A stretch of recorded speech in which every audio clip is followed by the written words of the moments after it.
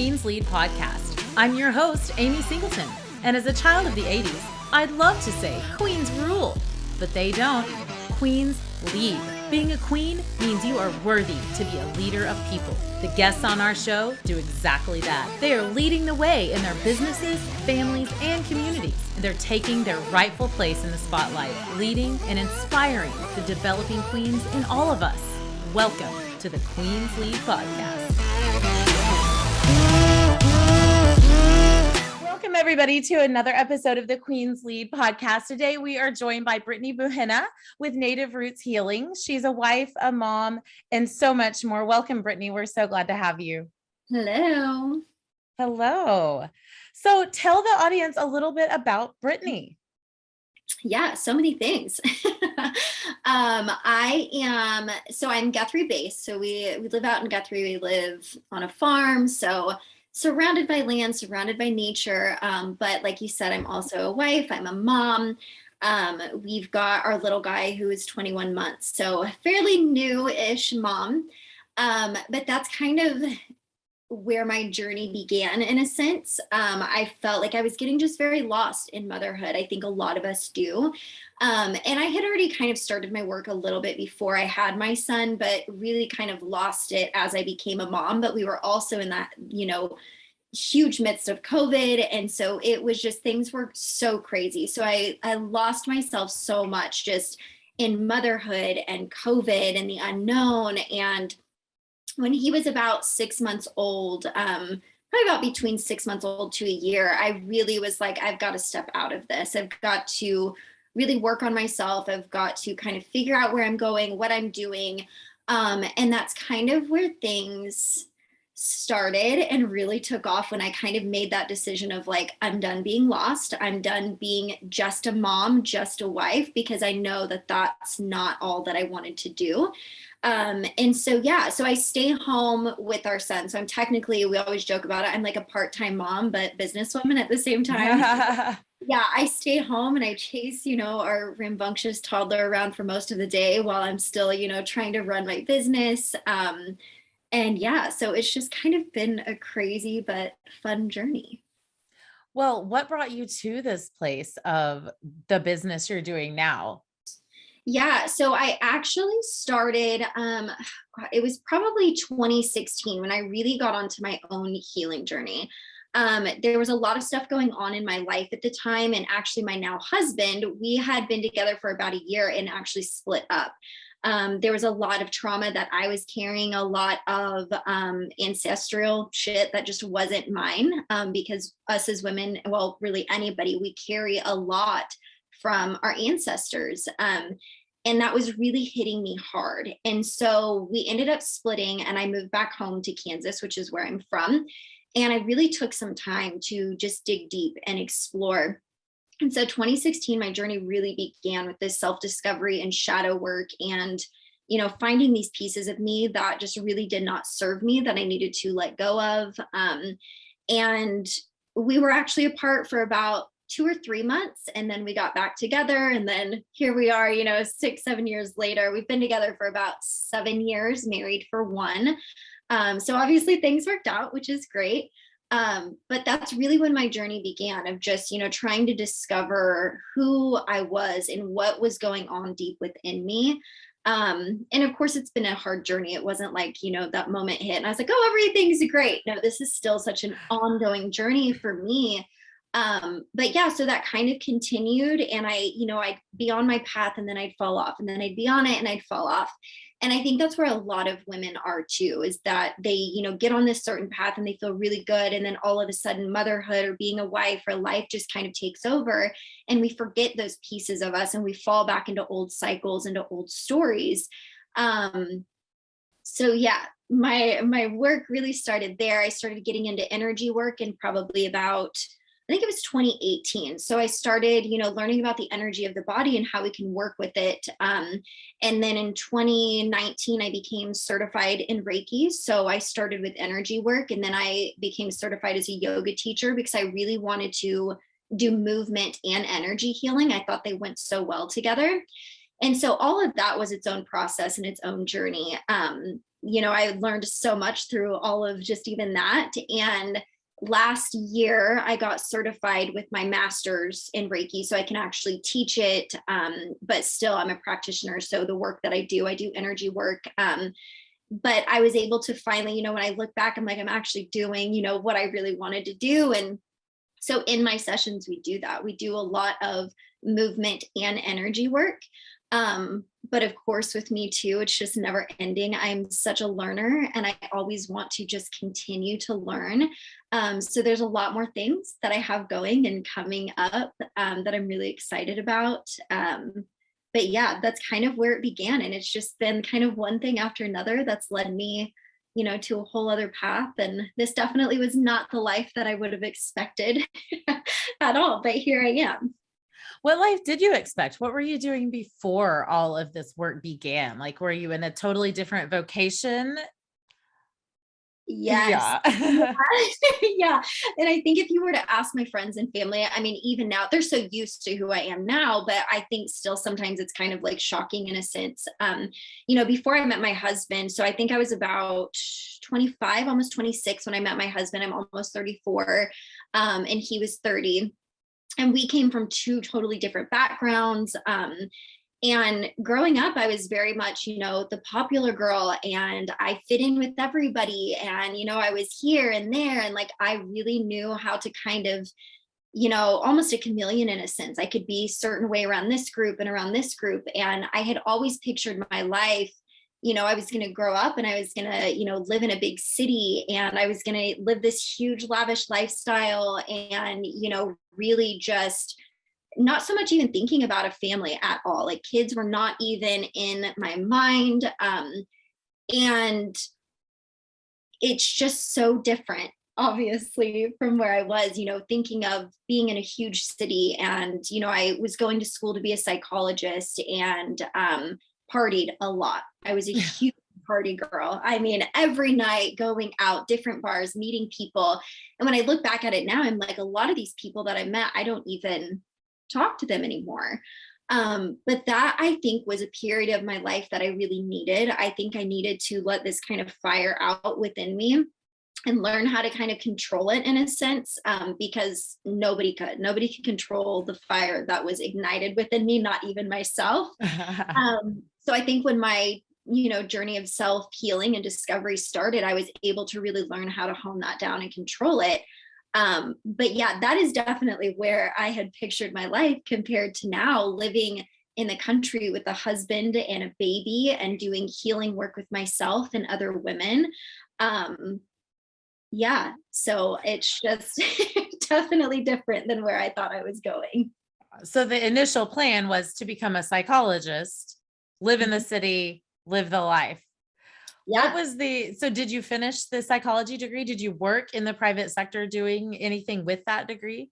No, which is really funny because I'm halfway through my bachelor's, which I don't plan on going back to school, but school was always kind of one of those things. I started with criminal justice, and then I went to sociology and psychology, and I knew that was the area I wanted to be in. And I really wanted to help and to counsel people. And the more that I thought about it, I mean, one, money to go to school is outrageous. That's a huge problem that we have here. Right. Yes. Degree. But then I was also in this place of just, I don't want to sit in a room and be by the book. And this is not knocking counselors and psychologists by any means. Let me start by saying but for me and my personality and who I am, I did not feel right. And it did not settle with me well to think of myself as working for somebody, sitting in a room while somebody came in to tell me their problems. And I had to be very by the book, and I had to, be very safe of what I said and what I did. And now with the work that I do, I don't have my college degree, but I'm doing what I'm meant to be doing. I wouldn't be here if this wasn't meant for me. But also, I pretty much do, in a sense, counsel women. That's what we do. We go a lot deeper. And I love it because I don't have to filter myself. I don't have to follow anybody's rules or anybody, any book. And so, yeah, in a sense, I'm doing what I wanted to be doing, just not by society standards. Yes, I love that you found your own way to do the thing. I also came from a medical background, a registered nurse. And Yeah. so that by the book kind of thing. And I think we're speaking the same language when it comes to big pharma and the way things are supposed to be done and all this. There's so much more Oh, uh, absolutely. to this life and healing our bodies for Yeah. sure. Oh, yeah. Yeah. So I know you've talked a little bit about the trauma that you've experienced that, and the best business owners I talk to have solved a problem with their business that many times they themselves have found a way to repair in themselves and in others. Yes. Are you open to talking about that trauma a little bit and what you've been through? Yeah. Yeah. So for me, I really grew up in a broken home in a sense. I love my parents now. We're all very close. But they, shouldn't have been married in the first place. I would fully admit that. But it was just a very, very bad marriage, which, I was around and I saw, and, they eventually divorced, I think when I was like 11. Great And time. yeah. And so, through all of that, and there's obviously, it goes a lot deeper in all the things that happen, which I don't necessarily want to talk about, Of that course. stuff. But, um, you know, what I can say is that it just was not a good marriage. They were not good for each other. And so I carried a lot of that with me. There was a lot of anger that I carried.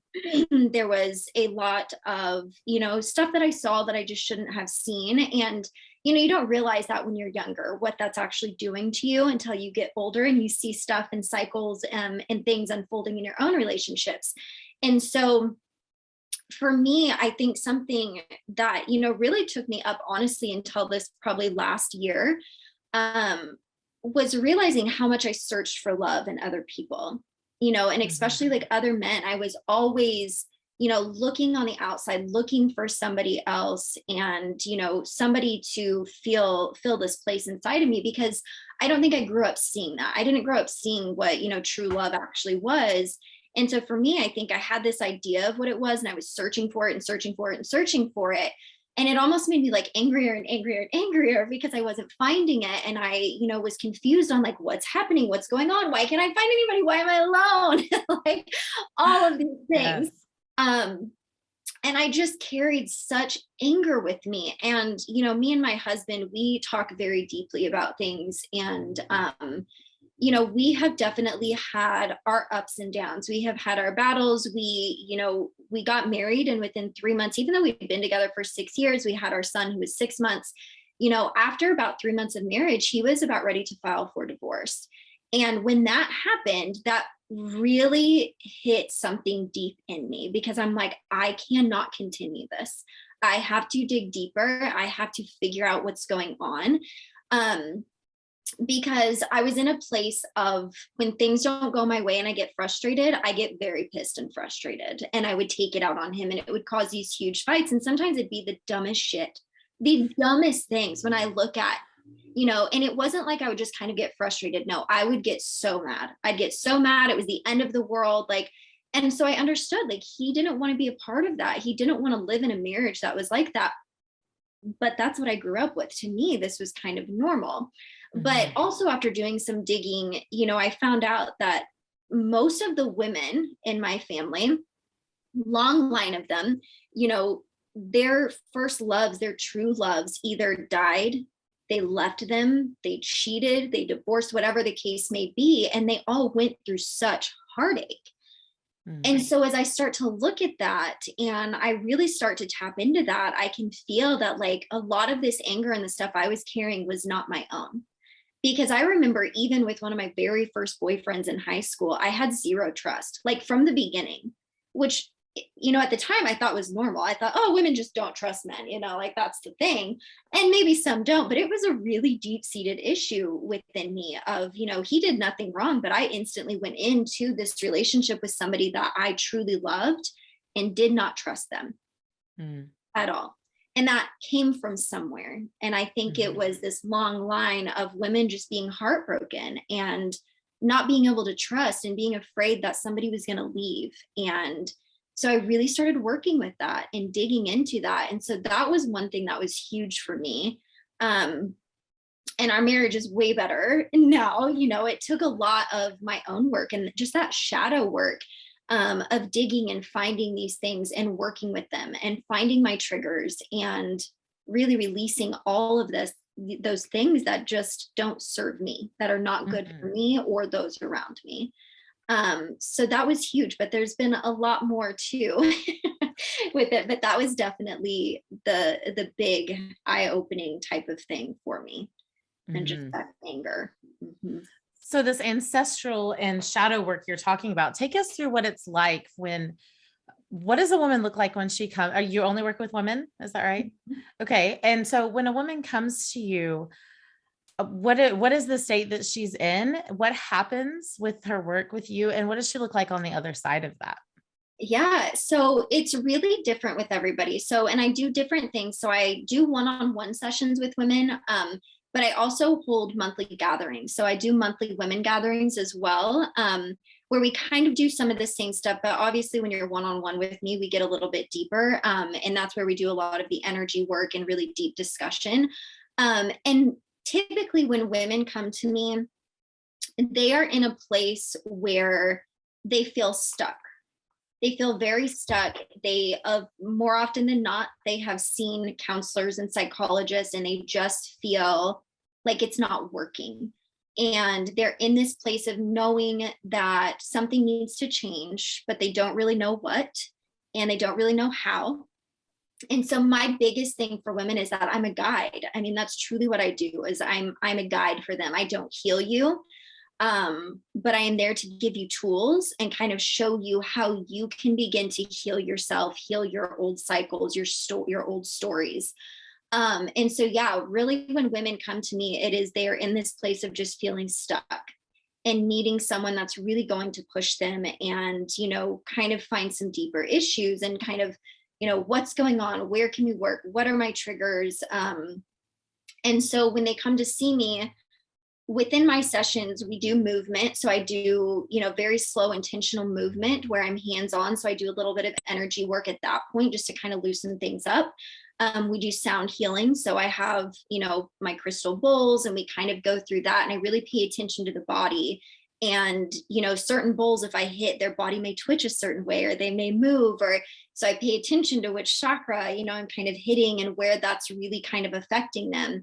And so then once we do that, and throughout each little thing we do, we stop and we'll talk, and I'll say, what are you feeling? Where are you at right now? And that's how all the sessions begin too, is where are you at? What are you feeling? And, know that this is a safe space. Anybody that comes and sees me, that's the first thing I say, is that this is a safe space. This is for you to be who you are, to speak what you need to speak, and to figure things out. And so then as we move through this, we get, typically we get into a very calm state. We get into this calm space that we usually can't be in the outside world, so that they can really focus on their body, on what's going on inside. What are their thoughts? What's kind of coming up for them?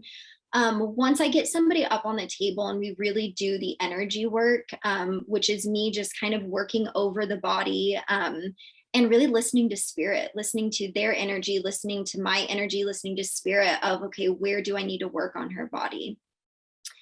That is usually in those moments where a lot of stuff starts to really surface and come up. More often than not, probably 98% of the time, stuff comes up that they're like, holy shit, I was not even thinking about this. I wasn't even aware of this. And that's where our work begins. Okay, so this came up for a reason. Let's work with this. Yeah. What's troubling your mind that you're unaware of, that's just hidden back there? Yes. And a lot of times we are aware of it. It's usually that little ping in the back of our head, but we want to ignore it. So we're like, no, it's not right. No, I can't do this. No, I can't leave him. No, I can't leave my job, whatever the case may be. But when that is pinging in the back of our mind, that is what is going on with you internally. And you're holding this stress and you're holding this trauma. And so we work through that. And, most of the women, well, probably all of them that come to me, will tell you, I'm a very nurturing soul. I'm going to be there to hold you. I'm going to be there to hear you and to see you. But I am also going to challenge you. So I'm not going to just sit here and be like, oh, okay, well, it's okay. Like, Absolutely not. I'm going to be like, okay, so why? Why? Mm-hmm. What's going on? And I've had women that it takes me a minute to pull something out of them, but finally it just releases and it will just be tears. And, they're like, oh God, I needed that. I'm like, I know you did. Like, Yeah, I know. I could feel yeah. this and see this. Yeah. And so it really is me just nurturing. And I've held women in my arms while they just fully broke down and screamed and cried. I've held them when they were angry. I have just been there to have them relax. Everybody's so, so different. And I have a few women that I see about once a month, or they come to me once or twice a month. And it's just such a difference from the first time I see them to even the second time and the third time. And it's just a beautiful thing to be able to experience and see, this release and this change, and, finally feeling like they're not in a place of, just being stuck and not knowing where to go Yeah. and what to do. So once a client experiences that emotional release, and they kind of get that and dig down to the root of what's causing them, the pain, does that typically is just recognizing it enough, or is there work to do beyond that? So much work to do beyond That's that. what I thought. Yeah, I was like waiting for it. I was like, I know she's going to ask this. Yeah, there's work that's got to be done for that kind Yes. of healing to occur. Yeah. And honestly, the biggest thing for anybody is the awareness of it. That Yes. is the absolute first step. And so that Mhm. is what is, it's really the most important step, because if we don't become aware of it, then we aren't able to work with it. Or, the bypassing. Sometimes we want to bypass things and we want to, try to be here, but we want to jump here. That's not going to do us any good, because then all this trauma and all the shit we're carrying is still going to be stuck. And so the biggest thing is just that awareness of it, and it's not typically one thing. There is never just one thing that is, wrong or going on. There is so much that our bodies hold on to. But sometimes those bigger things are what need to come to the surface first. And, I've had women where there are big things that come to the surface, and I've had women where it starts with little things. And that's just because, their soul, their higher self, like it's just not ready for all the big stuff to come at once. And so it's a process. And once you, have that awareness of something that comes up, it's very much, okay, here's your homework. You work with this, find your triggers, find, what did your kids say or do, or your husband say or do that, you started feeling this emotion. Because a lot of times we do that too, is that we'll have something going on inside, but we don't actually acknowledge it until it's here and we're exploding. And then it's like, I don't know why, I don't know what. Yes, you do. But it's really calming yourself down and being patient and learning that as soon as you feel that first, just little bit of emotion when somebody says something, and knowing that that's a trigger, and working with those and really digging in a little bit deeper with that stuff. So I love that. Being the awareness of the problem. It's like, what do they say in AA? It's like the first step is admitting you have a problem. yeah. That sounds very simple to say, but that problem doesn't necessarily have to be self-enforced. It could be your health. It could be, the outside forces of someone else that caused your trauma, or it could be decisions that we ourselves have made that caused our own trauma. And sometimes those are the hardest ones to face. And really that's honestly, truthfully what it is. What is created inside of us is because of us. And I say that in the sense, like, yes, there are outer forces that are going to trigger and do all of those things. And it's up to us, though, on how we react and what we hold. And that's still something I'm working on. Like, trust me, I am not perfect at this in any way, shape, or form. But the first thing is really admitting, because when something happens, we are so quick to blame somebody else, to blame something else outside of ourselves. And that's really where we as a society and as a collective have to take a step back and deal with these things and learn ourselves, really, and really learn how to react appropriately. Because when you lash out, or when you hold on to this anger, that is you. This other person doesn't give a shit if you're angry. They don't care if you're upset. It is Mm-mm. all you. So this trauma that we carry, yes, something, maybe there was sexual abuse going on, maybe there was a horrible car accident, maybe there was an awful death. Of course, that is going to sit with you. And I'm not saying at all that like any of that's okay. Like, it's your fault.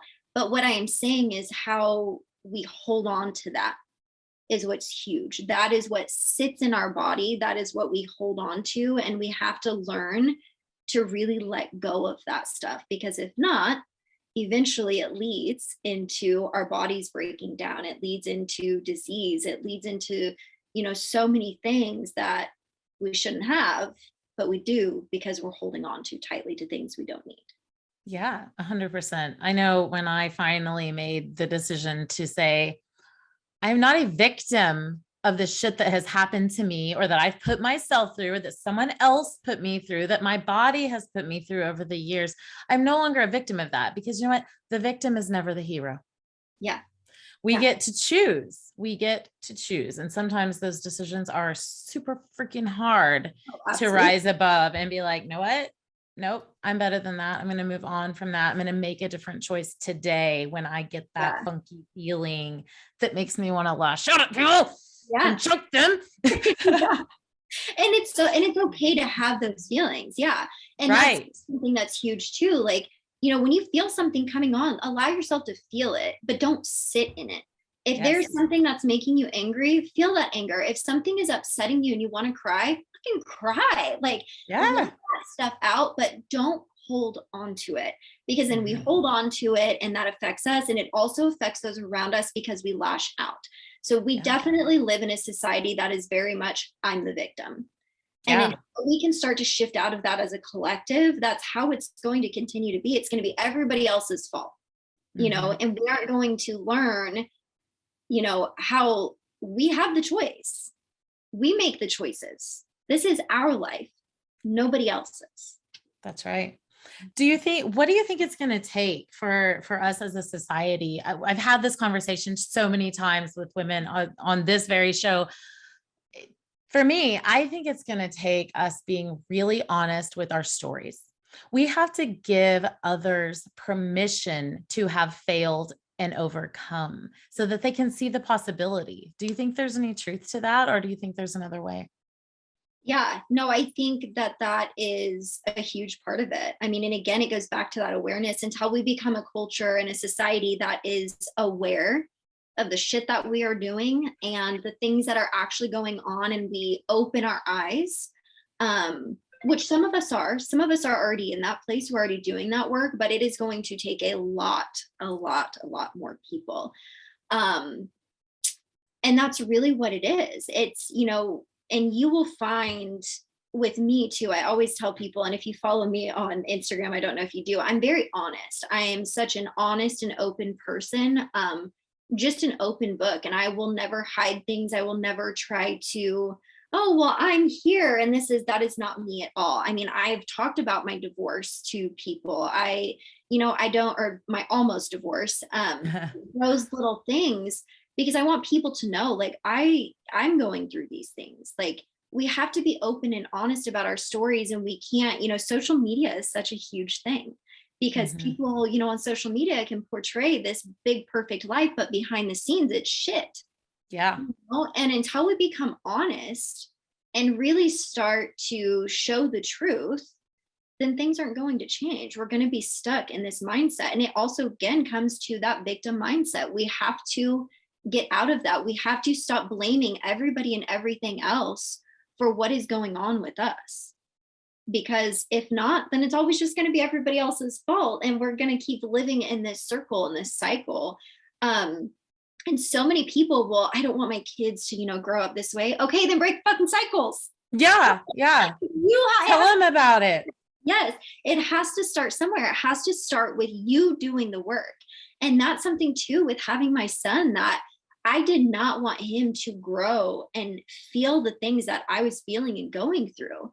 And so for me, it's like, I have to shift this. I have to change these things. And that's where it really begins within our, ancestral line, is that first person that just becomes aware and wants that change badly enough. that they'll step into it. But until we start to do that, we're going to just kind of stay in this mode. And now I do think that we are shifting.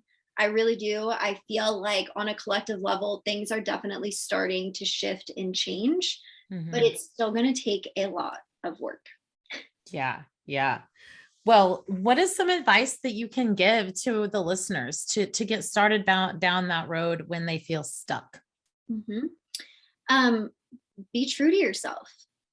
Be true to who you are. A lot of times that's where we get stuck too, is that we are living in a society that tells us who we should be and how we should do things and what's right for us and what's not. And we really live by that, and I mean, I don't anymore. Right. I have definitely stepped away from that. We try to follow society's norms of, what we've always been taught of who we should be. And that's kind of where we get in those places, because I truly believe that your soul is trying to come through. It's on that soul level that is like, wake up, stop doing this. Like, you're in this position because you don't want to be doing this job. You don't want to be with this person. You don't want to be doing these things. You don't want this group of friends. But until you wake up to that and learn that it's okay to let go of those things, and you surrender and you trust the process, you trust yourself, you trust creator, whether that is God, spirit, your higher self, whatever you believe in, then, things are going to continue to stay the same until you really do surrender all of it. All of it, as hard as it is. That is such a big thing to do. But you have to trust, and you have to know that when you're feeling stuck and like you hate your job, you're miserable, and it just stresses you out, like, it's probably not meant for you. Yeah. So is part of your work helping your clients to figure out like that infinite purpose of why the hell am I here? Because I know damn well I was not meant to go K through 12, 4-year degree, get a job, get married, have a couple of kids, work till I die, collect the 50-year watch, and die. Yeah.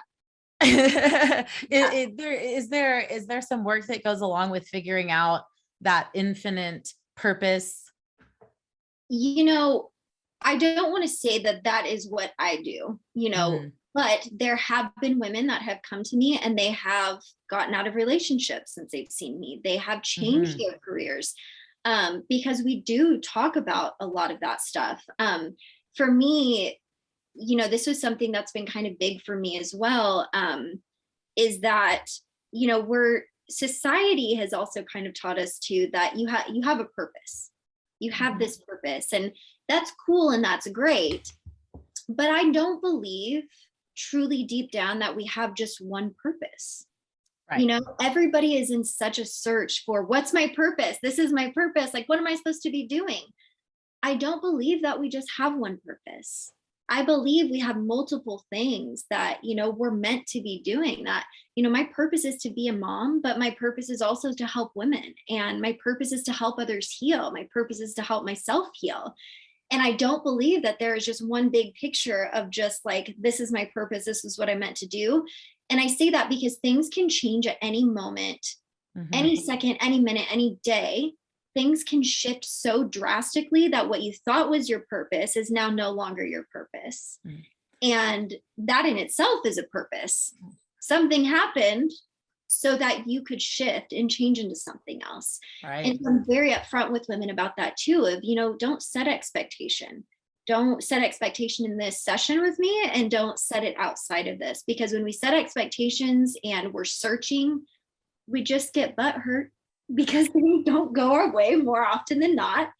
And so it's really about just letting go. And it truthfully, and this was a huge thing for me too, the surrender thing. I cannot speak on it enough. Even starting my business, and when I would do my gatherings, and which this has been almost a year now that I started doing the gatherings, and I'd push it out there and nobody would sign up, and I'd get in my head and be like, oh my God, I'm failing, and and like 2 people would sign up, and I'd be like, it's just not enough. And I was in that mindset. And until I fully surrendered and thought, you know what, things are going to happen how they're supposed to. If this isn't meant for me, then it's not meant for me. And even if I have 2 to 3 people signed up, that's not failing. I have people, they're here, and who am I to take this away from them? And I really started showing up in that space. And when you learn to surrender, so much stress goes away. So much of it just kind of leaves and it's this weight lifted off of you. But again, it takes work and it's a lot easier said than done. Um, but yeah, again, I don't think we have just one purpose on this earth and in this lifetime. I For think we're here sure. to learn and to break cycles so that in the next lifetime, things are going to look different and we're going to be on a different path than where we were. Yeah. I think a lot of people get kind of confused about their purpose. Like you said, like it is not my purpose to be a mother. I am a mother. That is a finite project within my life's journey because Yeah. I've got one that just graduated. I've got 3 grown children that have children of their own, and I have a 14-year-old. They're not going to need me forever, not in the same way that they need me now. Yes. So And when we lose that purpose, if our purpose is to be a mother and then the children are out of the house, what are we left with? We see it time and time again. Empty nest syndrome, late life depression. I don't know what to do. My purpose is over. Well, sis, let me tell you, your purpose was not just to be that child's mother. You are an individual. And that's when our relationships really begin to improve. I feel like is when we get this one right. Yes. This entity right here. Absolutely. So that all those relationships and purposes and projects can come into focus and be clear and productive.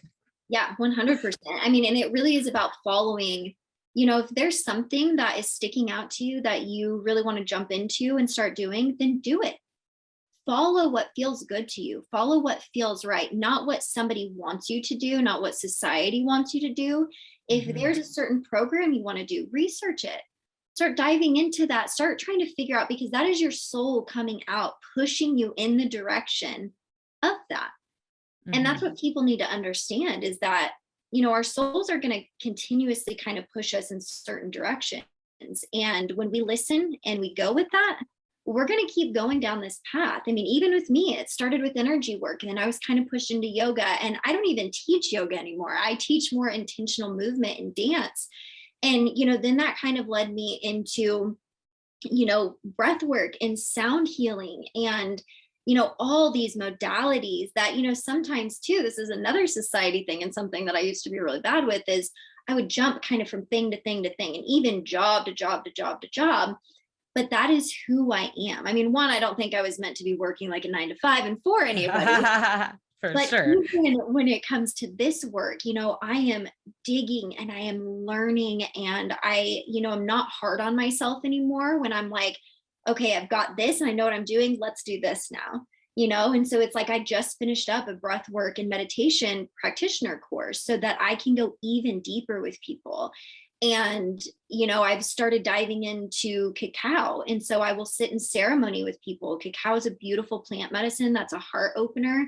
And so I've started, that's something else, but this is my journey. And when I feel this pull and this call towards something, I listen and I go to it. Now if it's a huge decision, I'm not instantly going to be like, yeah, let's do it. Even part of me is like, yeah, let's, go.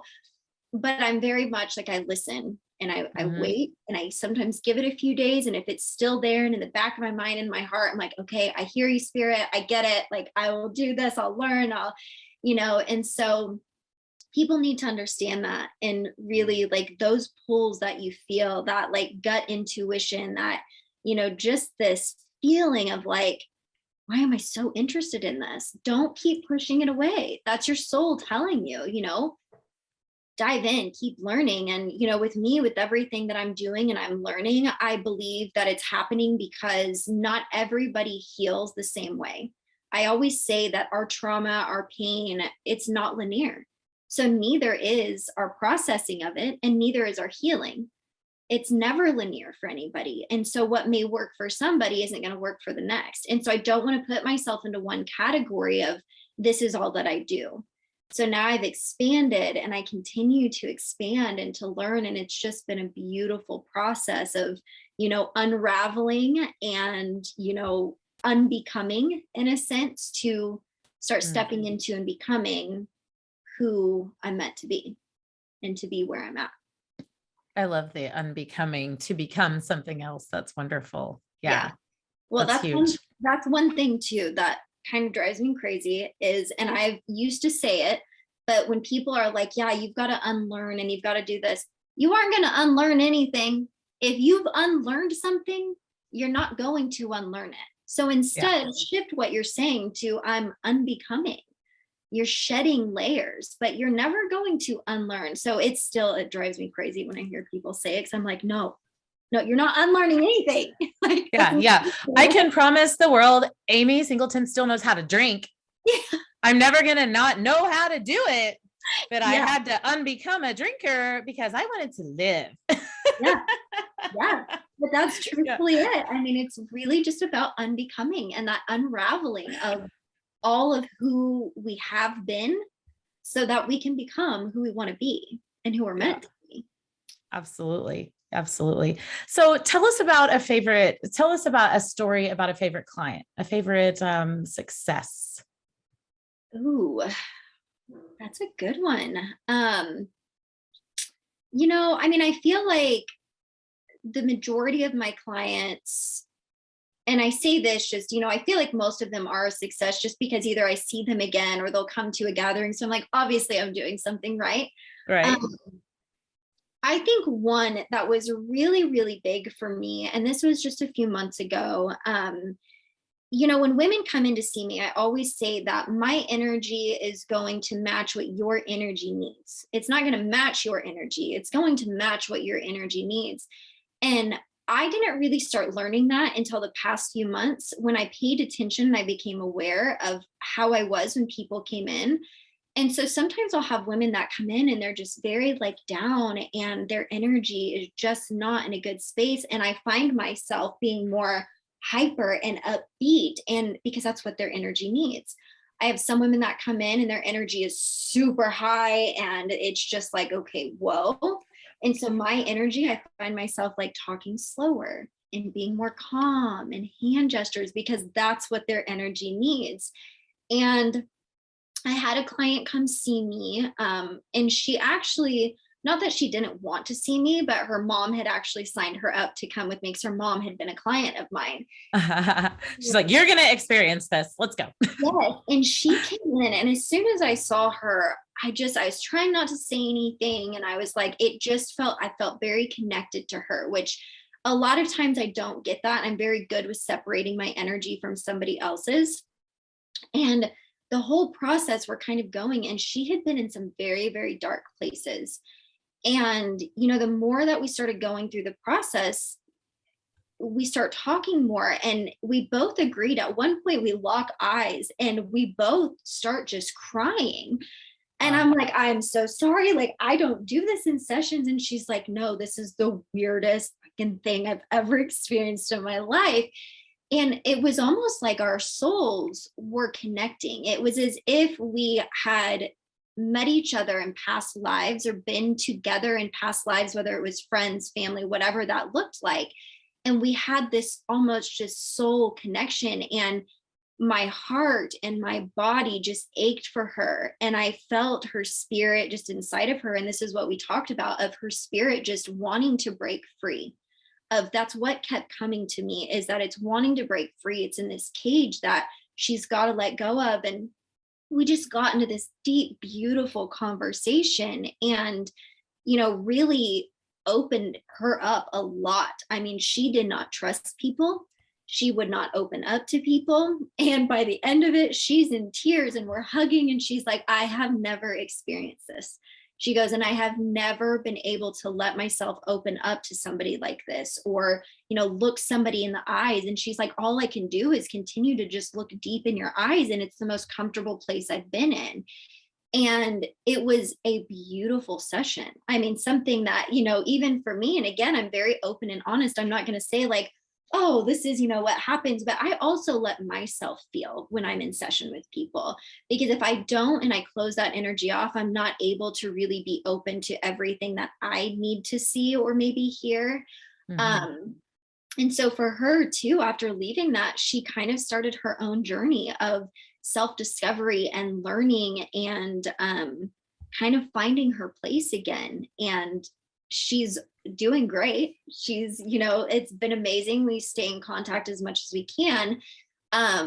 but yeah, even with that, when people come to see me, and this has happened more and more as I kind of, expand and do these sessions with women, is that, I tell people I'm not psychic by any means. Maybe I am, but I just am not fully tapped into it. But there are more often than not times when I'm working with somebody that I will see images, or I will hear words or sentences that, I think spirit is kind of channeling through me that they need to hear.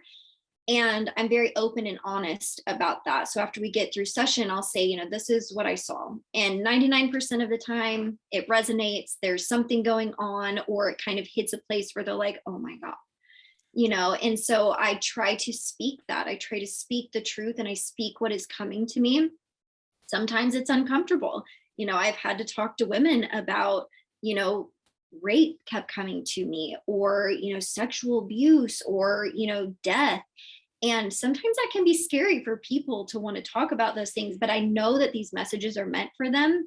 And once I bring them up, we get into a deeper discussion, which creates deeper healing, because that's what needed to come up. That's what they need to feel and to hear. And so, yeah, these sessions are just, they can be very intense. They can be very calming. They can be just a whole list of things. It's whatever your energy needs in that moment. That's amazing. Yeah. I think that aside from all of the expertise you have with Reiki and energy and all of that, just on the most basic level, humans were meant for human interaction and Yeah. connection. And we are all so busy, even within our own households, Oh, that the yeah. opportunity to actually sit and stare into the eyes of another human being is so rare. And to Yeah. give your full attention to another human being, be fully present, that's got to be one of the major keys of eliciting these feelings and this energy and this growth. To have someone Yeah. like you willing to stop and pay attention and really be present with us. That's Yeah. huge. Really just hear. I mean, that's the thing, is just really hearing somebody and seeing somebody. Because yes, I can look at you and I see you, but a lot of times people don't see us. They Well, don't yeah. actually see our being and who we are. And so that is something that's huge for me during these sessions. And in my gatherings that I do, I actually, more often than not, we do what's called eye gazing. So we do some of the normal, movement and discussion and sound healing. But then we also sit in partners across from each other and just stare into each other's eyes. And that in itself, that just one activity has created so much healing and so much deep discussion at these, that it's been just beautiful to watch unfold and see people just taken back by what we can do, something that simple. It's just mind-blowing. And Yeah. I love it. I love making people be uncomfortable, which is what usually happens in the beginning of Like, but this during isn't what I'm that, used to staring at. Another yeah. person. Yeah, I always tell people, I'm like, this is gonna be really uncomfortable. I'm not gonna lie to you, but everybody does it. I've not had one person that's like, I'm good, I don't want to do this. Yeah. So everybody's always very open, and it's just a beautiful thing to sit and be able to witness. Yeah. Lean into the experience with Brittany. I think you'll, you'll find a lot of value there. So tell the listeners where they can find you. If they want to do one-on work session with you or have this group session experience, how can they find you? Yeah, so I am on Facebook under Native Roots OK, Oklahoma, but I post on there, but I'm definitely more active on my Instagram, which you can find me at Native Roots Healing. And then I do have my website, which is nativerootshealingok.com. And that's where they can actually see kind of like my one-on-one sessions, what I offer, and then be able to book with me. And then my gatherings, typically I will post them on my website so people can purchase tickets, but I post a lot of it on my Instagram. Like Instagram is really where I'm a lot more active and post a lot more, just easier on that platform. So yeah, that's probably the biggest space, but they can go to my website and book, and I'm always open for questions too if anybody's curious. So Awesome. That sounds awesome. If you are stuck in your life and you don't know how to move, you've tried the counseling, you've tried all the things, get with Brittany at Native Roots Healing, Native Roots Healing on Instagram, and Native Roots Healing OK online. Thank you so much for being my guest, Brittany. You are Yeah, amazing. Thank you for the work you're doing in your community and for your clients. And thank you for being a queen that leads. yeah, of course. Thank you.